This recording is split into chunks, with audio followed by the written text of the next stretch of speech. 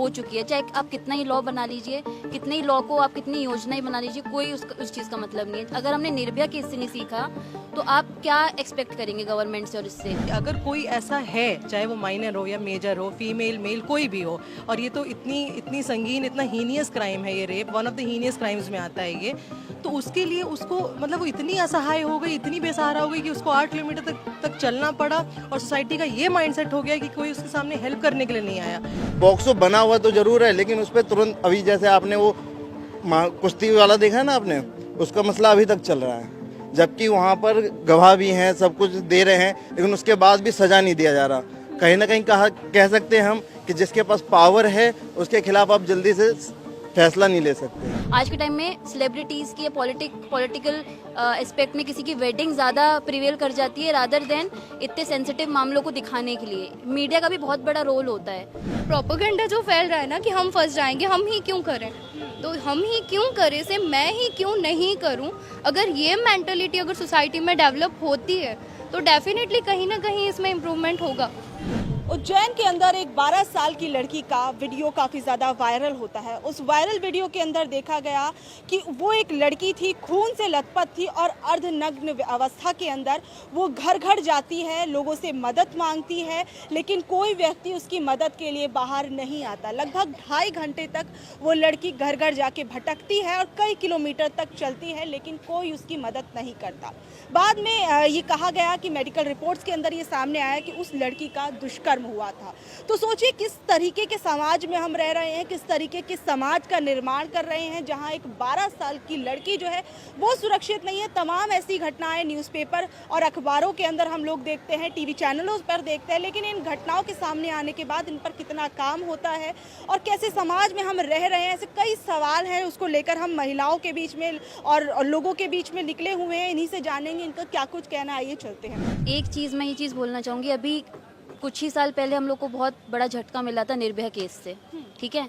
इससे बड़ा मुझे नहीं लगता कोई ब्रूटल क्राइम हुआ होगा। Rape no doubt heinous crime है, बट जो इतना बड़ा लोग रोड पे आ गए थे, प्रोटेस्ट, इतना लंबा प्रोटेस्ट चला था, उससे आप अभी देख ली कितना टाइम हो गया है, कोई भी मुझे नहीं लगता अभी तक सिर्फ योजना ही बनी है और कोई इस पे इम्प्लीमेंटेशन नहीं हुआ है। आज भी उतना ही क्राइम, रेप का जो क्राइम लेवल है वो आज भी बढ़ ही रहा है। जैसे अभी इतनी 12 साल की बच्ची के साथ जो रेप हुआ, उससे हम लोगों ने क्या सीखा? कुछ भी नहीं। और इनह्यूमैनिटी तो आप लगा लीजिए हो चुकी है पूरी तरीके से, कि इनह्यूमैनिटी यहाँ पे इंडिया में हो चुकी है। चाहे आप कितना ही लॉ बना लीजिए, कितने ही लॉ को आप कितनी योजनाएं बना लीजिए, कोई उस चीज़ का मतलब नहीं है। अगर हमने निर्भया केस से नहीं सीखा तो आप क्या एक्सपेक्ट करेंगे गवर्नमेंट से और इससे? और आज के टाइम में अगर आप देखेंगे, ये हार्श रियलिटी है कि आज के टाइम में मैं किसी चीज़ में एक पर्टिकुलर चीज़ पे नहीं बोलूँगी, बट इस पॉइंट पे मैं ये चीज़ बोलूँगी, आज के टाइम में सेलिब्रिटीज़ की पॉलिटिकल एस्पेक्ट में किसी की वेडिंग ज़्यादा प्रिवेल कर जाती है रादर देन इतने सेंसिटिव मामलों को दिखाने के लिए। मीडिया का भी बहुत बड़ा रोल होता है इस किसी चीज़ को हाइक करने का। आज के टाइम में सोशल मीडिया किस लिए है? किसी भी कोई भी चीज़, कोई भी इशू को रेस करने के लिए social media is one of the best platform, जहाँ पे आप अपनी आवाज़ खुल के बोल सकते हो विदाउट एनी फिल्ट्रेशन। बट यहाँ पे हार्श रियलिटी है कि मीडिया, मतलब सोशल मीडिया और मीडिया भी, नेशनल मीडिया का भी ऑलमोस्ट बिक चुकी है। ये हार्श रियलिटी है, इसमें आप कुछ नहीं कर सकते हो। तो यहाँ पे बेस ही हिला हुआ है। मैम, आपने कल देखा कि एमपी के अंदर एक खबर काफ़ी ज़्यादा वायरल हुई, एक 12 साल की बच्ची के साथ जो दुर्व्यवहार या दुष्कर्म किया गया, उसकी घटना आपने देखी? बिल्कुल, हाँ। तो उसे देखने के बाद क्या कहेंगी, कैसे समाज में रह रहे हैं हम? मैं यही कहूँगी, जैसे कि मैं एक लॉ स्टूडेंट हूँ, लॉ परस्यू कर रही हूँ, लॉ पढ़ रही हूँ और जज बनना चाहती हूँ। और जैसा कि आज के टाइम में फ़ीमेल से रिलेटेड लॉज इतने ज़्यादा स्ट्रॉन्गली आए हैं, इतने ज़्यादा स्ट्रॉन्गली अवेलेबल हैं, बट उन सब लॉज का क्या फ़ायदा है जब हमारे समाज की, हमारी सोसाइटी में माइनर तक को, जैसा कि मैंने जितना मुझे पता है फैक्ट्स के बारे में, कि 8 किलोमीटर तक वो चली है, तभी किसी ने उसकी हेल्प नहीं की। तो इस तरह के लॉज आने का क्या फ़ायदा है अगर प्राइमा फेसाई किसी को कोई जस्टिस मिल ही नहीं रहा है? तो मुझे तो ये समझ में आता है कि सबसे पहले जो लॉज आए हैं उनका एग्जीक्यूशन बहुत इम्पॉर्टेंट है। उनको एग्जीक्यूट करना इम्पॉर्टेंट है कि अगर कोई ऐसा है, चाहे वो माइनर हो या मेजर हो, फीमेल मेल कोई भी हो, और ये तो इतनी संगीन, इतना हीनियस क्राइम है ये rape, one of the heinous crimes में आता है ये, तो उसके लिए उसको मतलब वो इतनी असहाय हो गई, इतनी बेसहारा हो गई कि उसको 8 किलोमीटर तक चलना पड़ा। और सोसाइटी का ये माइंडसेट हो गया कि कोई उसके सामने हेल्प करने के लिए नहीं आया।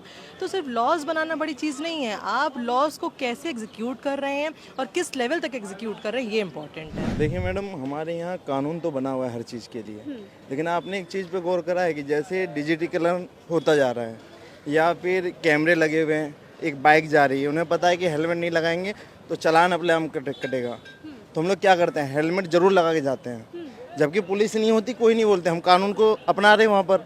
लेकिन जहाँ पे हमें पता हो कि पुलिस नहीं है, कैमरा नहीं है, वहाँ पे क्या करते हैं, हेलमेट उतार के फिर जाते हैं। अगर हमारा कानून भी इस तरीके से हो जाए कि कैमरा टाइप में कुछ ऐसा हो कि उन्हें सख्त पता हो कि हाँ भाई ये कानून है, अगर हम लोगों ने रेप कर दिया, कोई भी चीज़ करा तो उसके खिलाफ हमें सज़ा मिलेगा। मतलब यहाँ पर आप कह रहे हैं वो डर नहीं है? डर नहीं है कानून का, उन्हें पता है कि भाई लंबा समय तक चलेगा केस, अगर कोई मसला आता है 10-10 साल तक हो जाता है मेरा केस में। बल्कि ऐसे प्रावधान आने चाहिए कि अगर कोई भी ऐसा मसला आए तो उस पर तुरंत एक्शन होना चाहिए। जो हमारे न्यायाधीश हैं वो भी जल्द से जल्द उस पर फैसला लाएं, ज़्यादा लंबे समय तक केस को ना खींचें। ऐसे मसलों को एक अलग कैटेगरी में डालना चाहिए। उसके लिए तो पॉक्सो जैसे बनाए हुए हैं ना।